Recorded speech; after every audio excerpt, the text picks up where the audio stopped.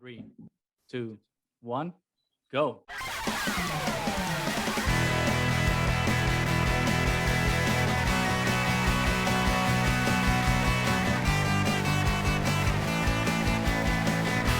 Welcome back, everybody, to the Triad of the Force podcast, a podcast from Puerto Rican friends coming together to do deep dives into Star Wars and other nerd-related media.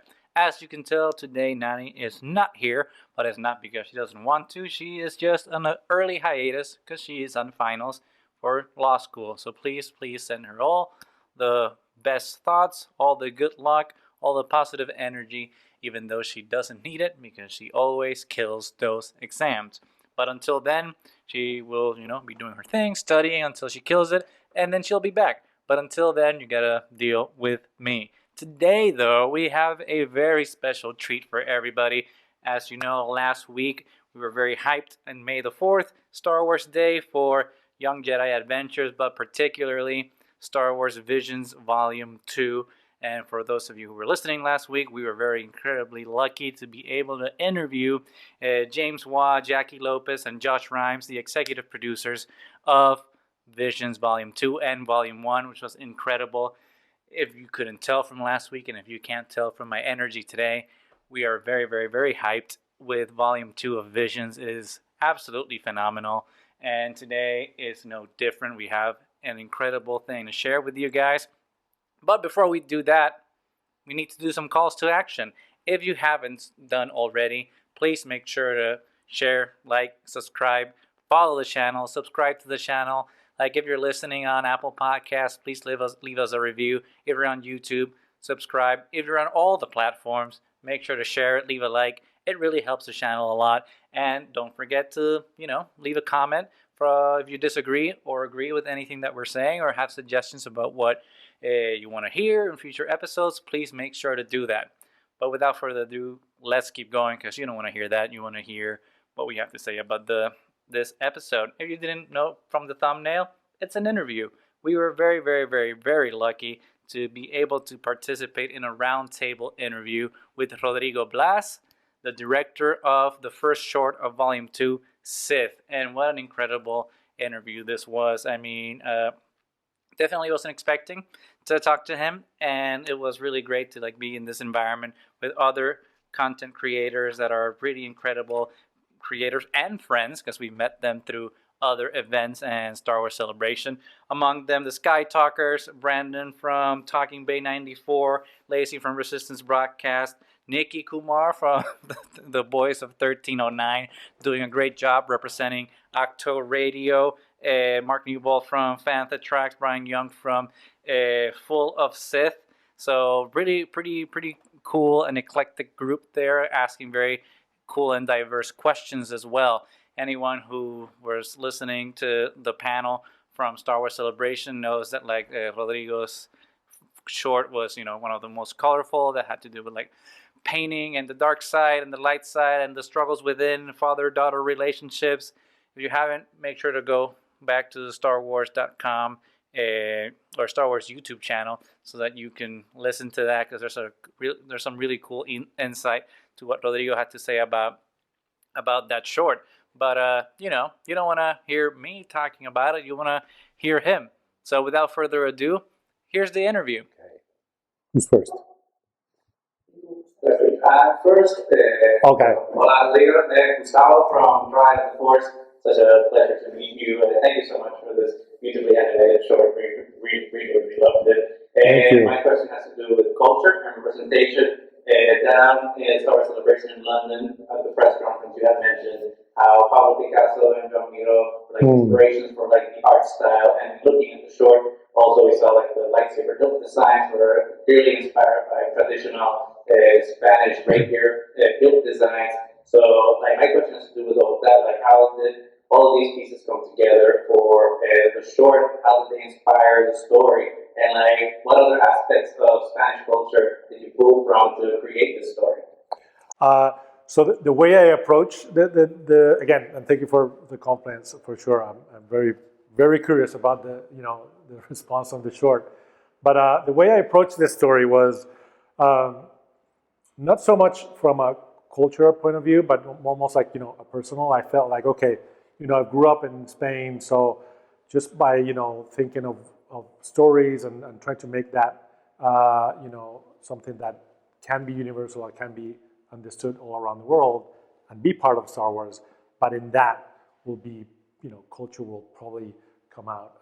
What is great is, again, the team that I had was, is the leadership is from Spain, right? So, when we were getting these kind of references, they will pick it up very fast. I'm very fascinated.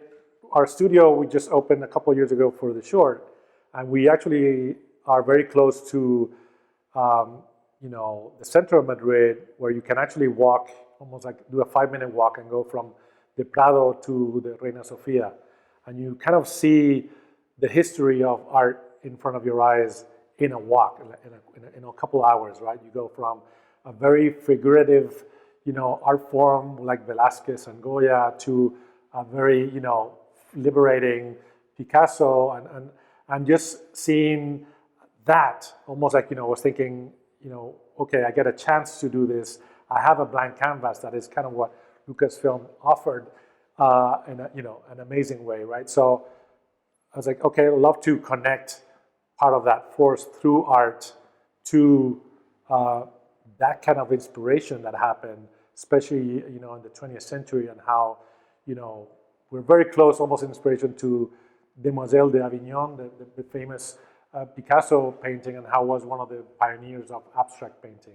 So really, being able to graphically, pictorically push visuals and animation was, again, and at the same time, be respectful of the mythology of Star Wars, but be bold, right? There was a lot of connection there. So that's really one of the sources of inspiration. And of course, in the way you're when you're thinking of an hangar where Lola lives, well, you're looking at the rooftops of some of the cities in the center of Spain. When you're looking at the hilt, you go through the history of Spain and swordsmanship. So those are things that kind of started to come naturally into the narrative. Thank you. Hi, I'm Charlotte from Skytalkers. It's so great to talk with you today. I really enjoyed this short. Thank you. The droid B2 is such a great addition to the Star Wars droid family. How did his design come about? I come from, my background is a character animator. So one of the first things I wanted to really design when I got the call to make this short was, okay, you have that kind of bucket list of things you want to design. The droid came with this idea that usually, I kind of remember moments, right? And I always remember R2-D2, and when he was excited, he will do this kind of move where he just kind of almost jump, right? And it's so specific to make him emotional and actually transmit an emotion through that movement. So part of creating the design was okay, let's try to avoid rolling. So let's get him this kind of spider-like little legs, so we can actually create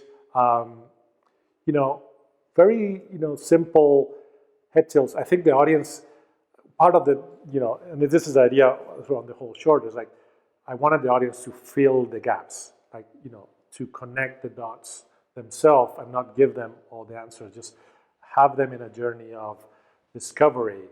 And the droid is we looked a lot at little dogs, almost at puppies, and try to figure out these almost or also border collies. I always talk to the animators about, let's look at border collies and dogs that actually have this kind of shepherd feel, because the droid is there to kind of almost protect. It feels very specific about protecting Lola and being aware of watch out. So those creating that relationship through design, but also through movement, was super important, right? Hi, Brandon from Ahch-To Radio 94. Yeah. You mentioned filling in the gaps, and with these archetypal characters, it's very interesting to see them being placed in their story.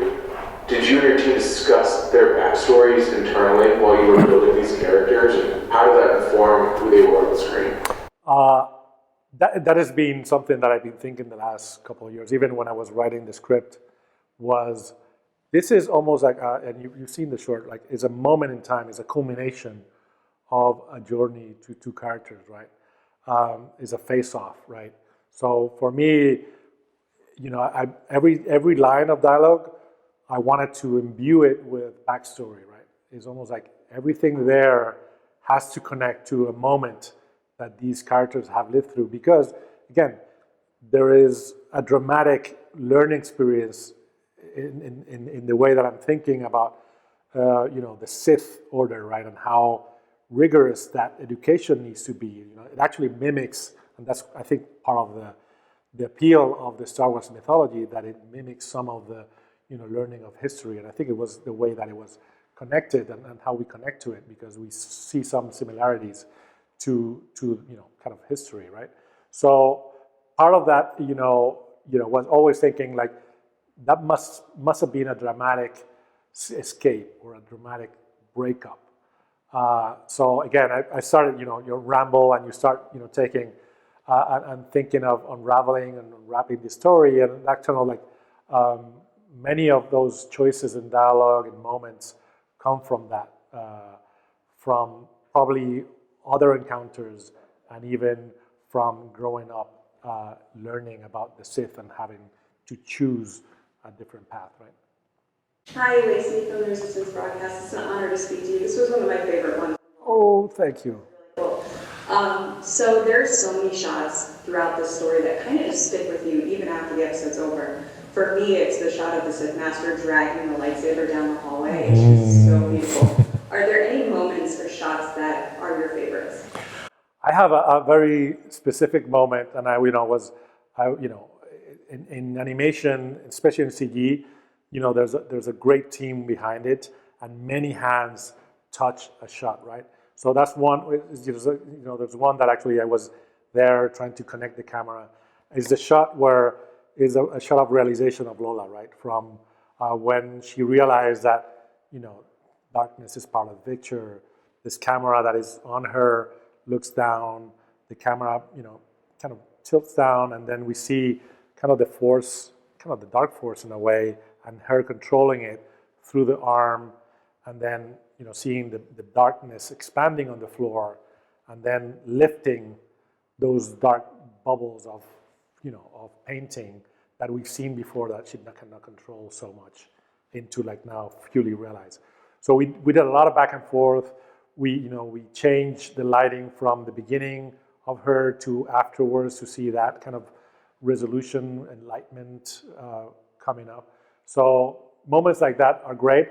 And then I have one more that is when the little droid discovers the little flower that is growing.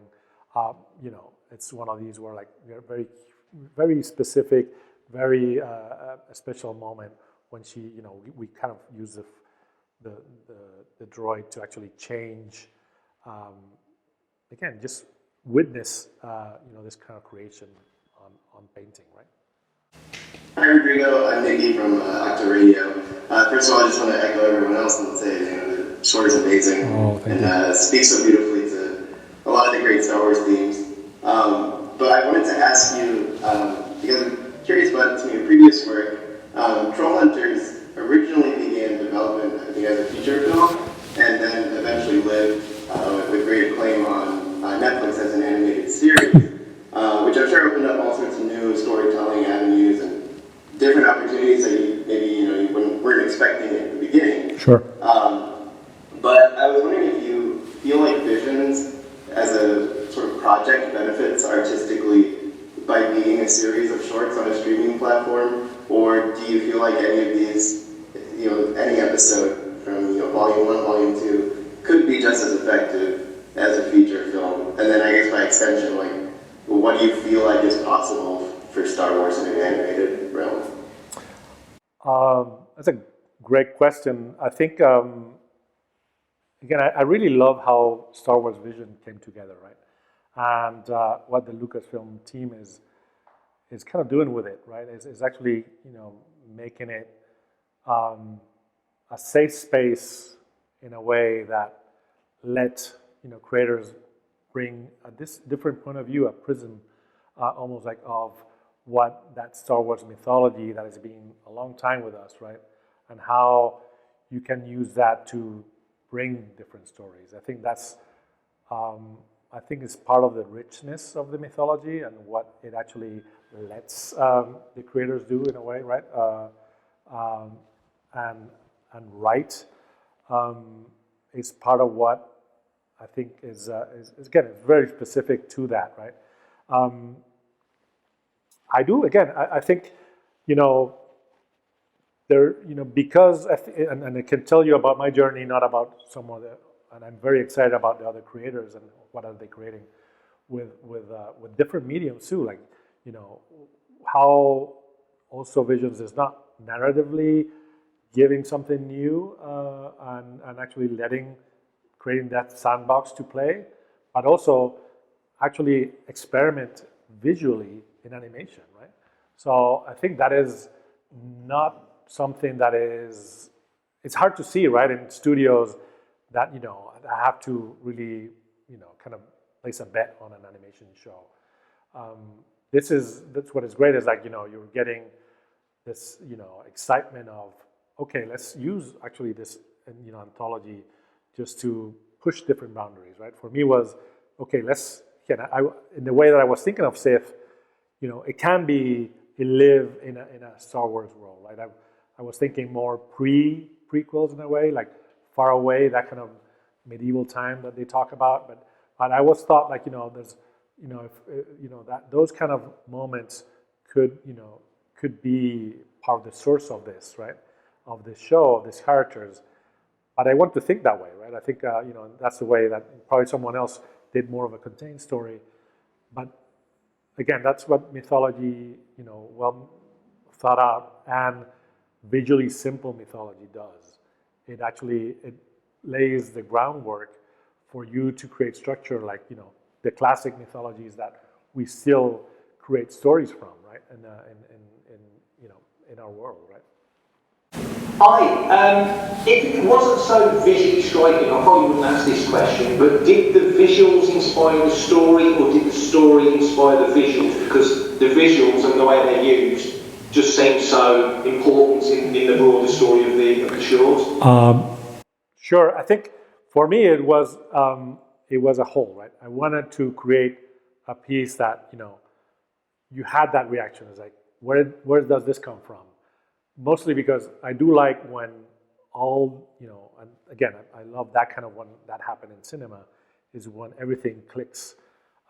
Because, again, short film, TV, it's a medium that actually is almost like a unity of different approaches, different mediums, right? So I really like when everything is used and every frame is supercharged with all of those things, right?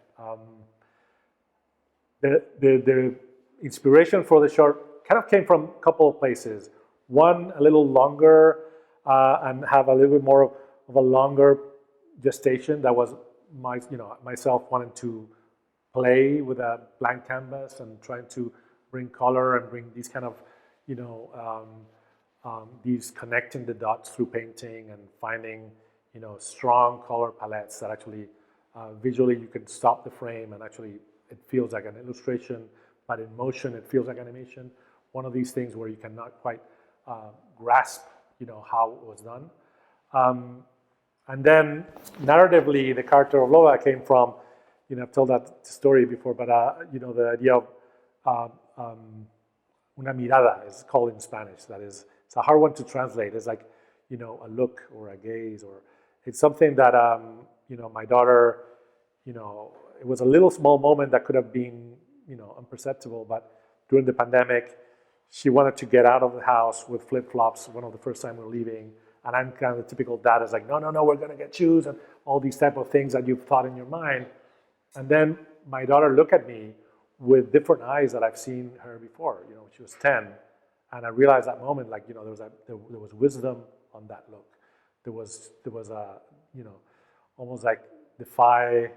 There was there was so many things in that look that is like, it kind of switched my point of view of like how I saw her at that moment, and I realized, wow, okay, this is actually a different thing of what I've been experiencing before about shepherding, your daughter or whatever, how you want to educate, right? So that actually was, again, a very strong, visceral moment that I wanted to, make, Lola part of it.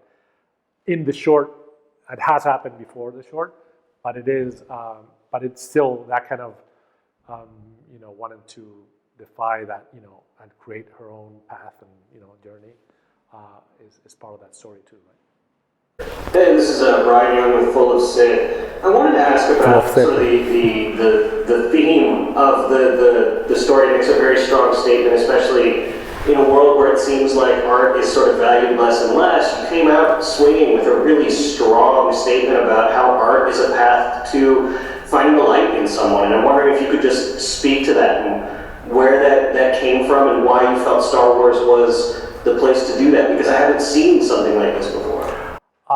That probably comes from again, I've been in the industry for a while, and I've been in development for a long time. So you get trained to get rejected, right? That's actually what if you want to make these kind of projects, you have to train yourself to be in that place. And you get a lot of comments. And there was one exec that told me very dismissively, it was like, "Oh, you want to do art?" In a long time ago, right? And that kind of always stayed with me. And I realized, well, this maybe is the great opportunity because they give you a blank canvas, and maybe that's actually where you can actually connect both. But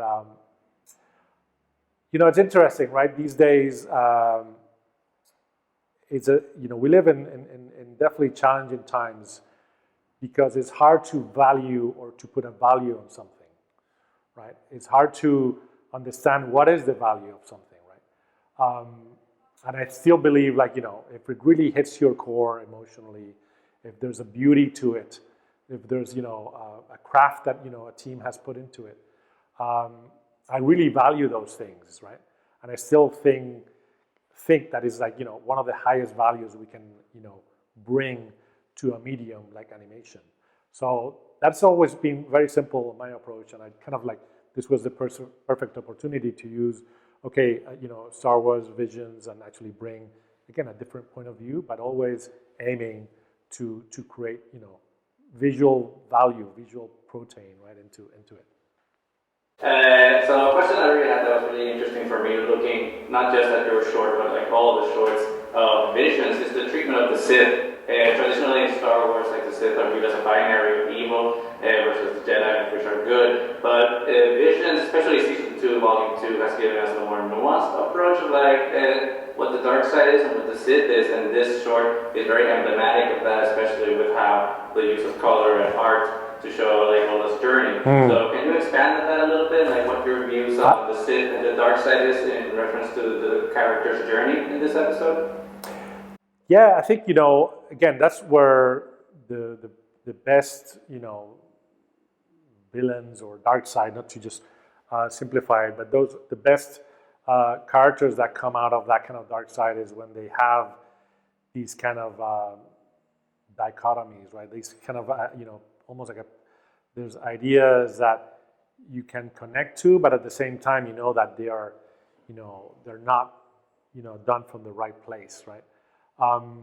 For me, I call it more than shade of gray. In our short, we wanted to do shade of color, right? I don't think it's a duality. There's one of the things that I like concept-wise in terms of my life, and I tried to add it to the short, was this idea that you can live many lives in one life, right? And you can make choices that confront you and not easy, but actually they will put you in a place where you'll discover other things and meet other cool people, right? And I think part of this is what Lola does in the short, right? Is actually she wanted to find a different. She made a choice, right? A choice that has big consequences, right? Whatever you are, that is a statement, and is a statement on her side of disobedience, right? And trying to move away from that Sith order, right? So I think again, the audiences are becoming way more aware of these things. They actually are looking to understand that, because I do think we're going into a world where we're going to need to have these tools to understand what's coming, because it's like, it's very, these kind of, choices or what is good, evil are very blurred these days, and actually we need to get into nuanced storytelling to understand, again, what is valuable, what is like, what is that journey that you have to, and the choices you have to make. Okay. Hi, thanks so much. I have a question about why, how do you think Lola's story continues after the short, and if you have an inkling about where it heads? Ooh, that's hard, because I've only think a backstory. So I but again, as a statement, and this is probably a spoiler right after, but it's this idea that, again, she was able to change the small home where she lived, right, and make it look, or make it, a place that is kind of very gritty, and this hospital, like, you can actually, very rugged place into almost like a nice cocoon. And then at the end of the short, she actually is able to change almost planets, right? So again, that is kind of a big statement. It's hard to think farther down the line, but I like this line that she says, like, a more welcoming home, right? And I think that is what, I think, it's part of what you have to find in life, right? It's like, just, hey, if you're not liked in a place, maybe it's time to find a more welcoming place, and someone that, I think, it's kind of connected to the making of the short too, like, coming to Spain, to Madrid, creating Guiri Studios, and to make the short, I've kind of, had a good team that I worked before, but there was another new talent and skills that actually came with those new people that actually really gave something special to this. So it's a great, that's what is a great journey. And I always think of the experiences of these projects as, not only the project itself and when it comes out, but the experience that you go through making it, because you meet pretty interesting and amazing artists on the path, right? Okay, I just wanted to specifically ask you about, to cover again sort of the Sith Master's hilt, because I think it was really influenced by El Cid's Sedona, I think. I was just wondering where the design process decided to go there, and why specifically that sword. So there's actually a lot of like inspiration to those designs. I wanted to, again, there's a big history of sword making in Spain, right? And I wanted to, and again, I wanted to connect that to, I think, how Star Wars movies are crafts, and Star Wars in general. The artistry that is behind it, and is very nuanced, is very delicate. Like, everything is designed in a way that is, functional, but at the same time, there's a beauty to it. It feels used. So, I wanted to imbue that design with history in Sith, right? And the two things that are, the hilts are, different almost styles of swordmanship, right? It's like, one is more medieval, swashbuckle, right? That's kind of the master, and that's actually the medieval, tizona, right? The sword of a Cid. And then there's another one that was more of a rapier feel, but again, instead of like making a rapier, I wanted to, imbue it with influences of what, again, George Lucas, probably some of the influences of the movies that are, Kurosawa movies and samurai movies, right? And that katana. So there's different places I wanted to, it felt like right visually, but yeah, those hilts were, very specific at where those come from. So